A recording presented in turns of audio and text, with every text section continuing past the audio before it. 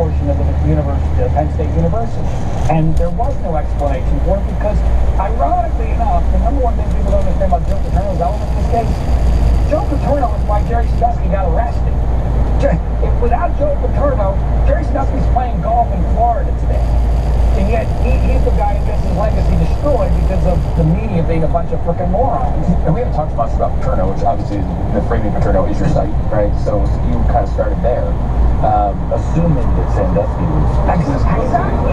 Paterno was innocent. And most people think, you have a, I think it was, you had a poll, was it, a poll about 45% of Americans actually believe Joe Paterno may have been a child molester. Yes. Jeez, I believe that. Now, that's incredible because he wasn't even accused. No, I know, but because of the firing, people believe it, not that he was a child molester. Because of the firing. Yes, right. So I commissioned that poll. We spent a lot of money on that. It was a legitimate scientific poll nationwide.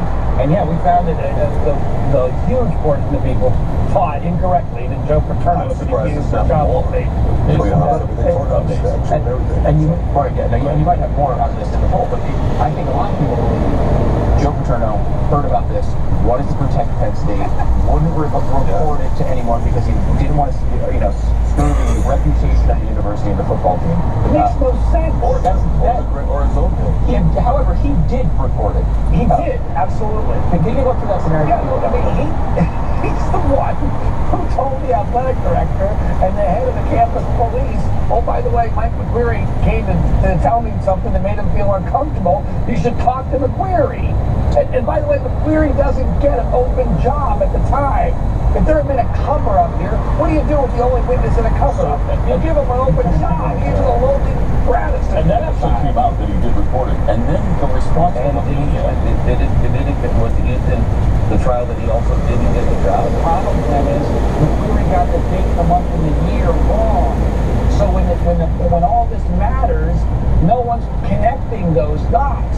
Because we think it's happening in 2002 when it actually was 2001. By the way, who forgets something, whether it happened, gee, did that rape I see happen before 9/11 or after 9/11? Come on. That's absurd. What about the case of people who bring that?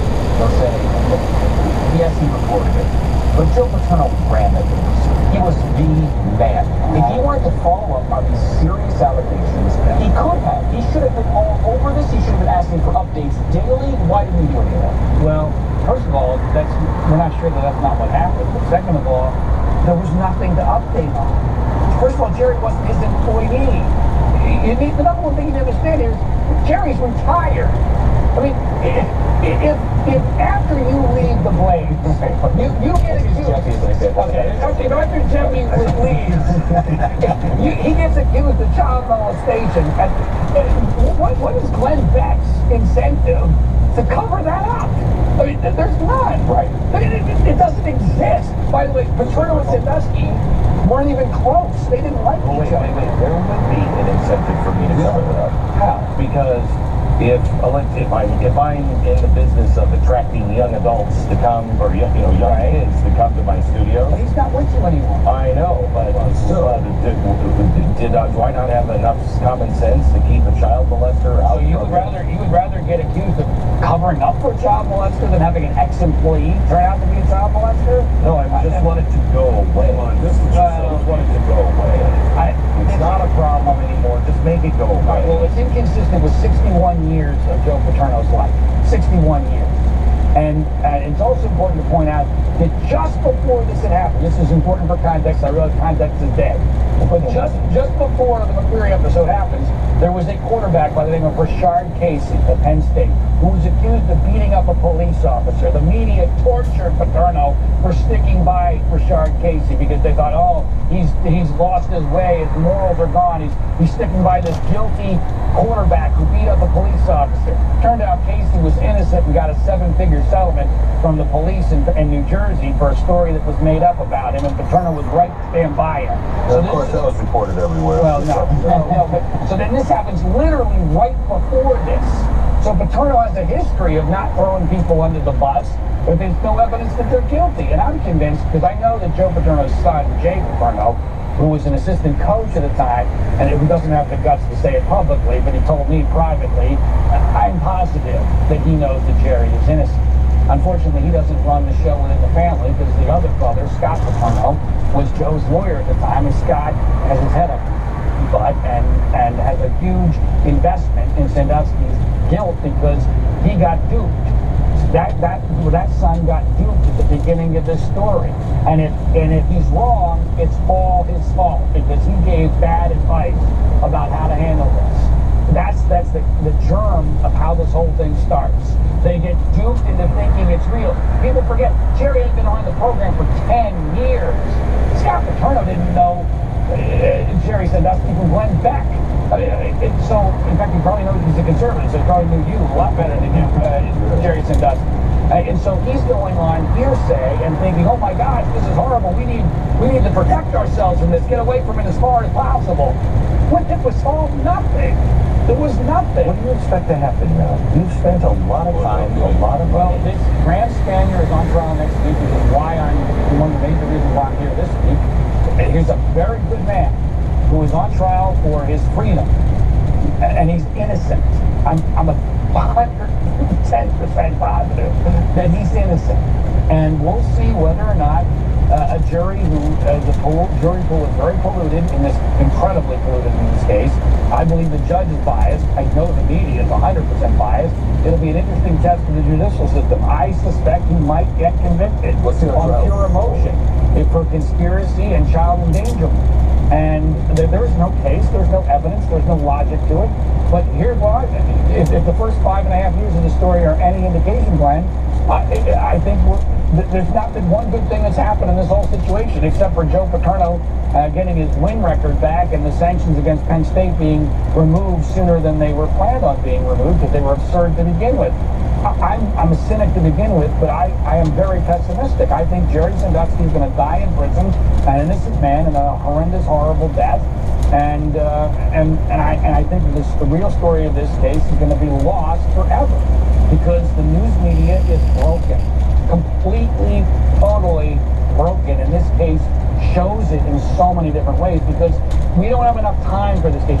Who else is going to put 3 hours like you guys have, or almost 3 hours, into this case? And that's what it takes to get to the bottom of this. In fact, we've only hit the tip of the iceberg. And so we don't live in a world where context and details can matter. It's emotion. It's headlines. This case is all about headlines. Headlines are all that matter now. And unfortunately, I don't want to live in a world where only headlines matter, especially when the headline writers are morons who have an agenda. But that's the world we're living. And that's, by the way, how we got Donald Trump as president. I mean, it really is. It's all about to come back to this. Well, you're also saying that the headlines for the Sun are wrong, right? I mean, kind of. Look, Yes. Jeff Sandusky, one of the adopted sons, was recently charged with a crime that sounds a lot like It sure does. what Jerry was accused Sure of. sounds like the apple doesn't fall far from the tree. Well, first of all, he's adopted, but second of all, that's not what he's accused of. I don't know if he's innocent or guilty, but he's accused of something completely different. He's accused of sending text messages to the teenage daughters of his longtime girlfriend. Yet the headlines are, Sandusky's son charged with child sex abuse. Well, what he did, if it's true, I think it's horrible, and I hope he gets convicted. It's completely irrelevant to the things that happened when Jerry was in a maximum security prison. So how Jerry would be remotely involved in this, I don't know. But the important part about Jeff Sandusky, even though it's just as positive as anybody, that Jerry is innocent. In fact, he has tattooed on his arm, after the scandal breaks, after Jerry's convicted, Sandusky forever. Because it's a message to his former adopted brother, Matt, who temporarily changed his name after becoming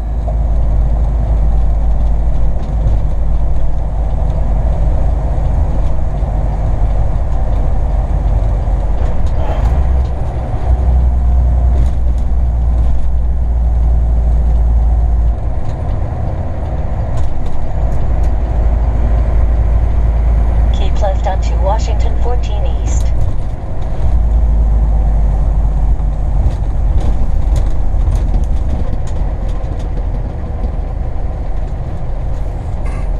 Keep left onto Washington 14 East.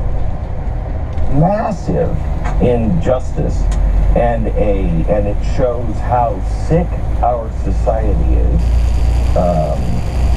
being motivated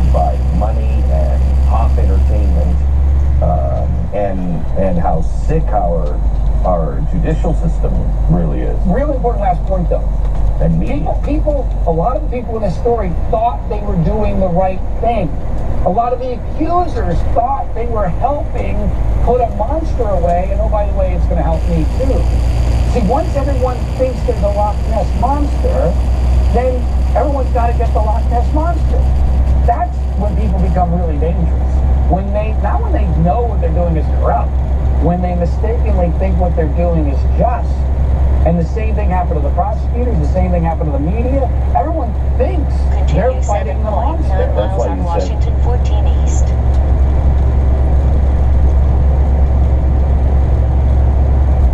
This is going to be thrown out if they don't get more victims. Right.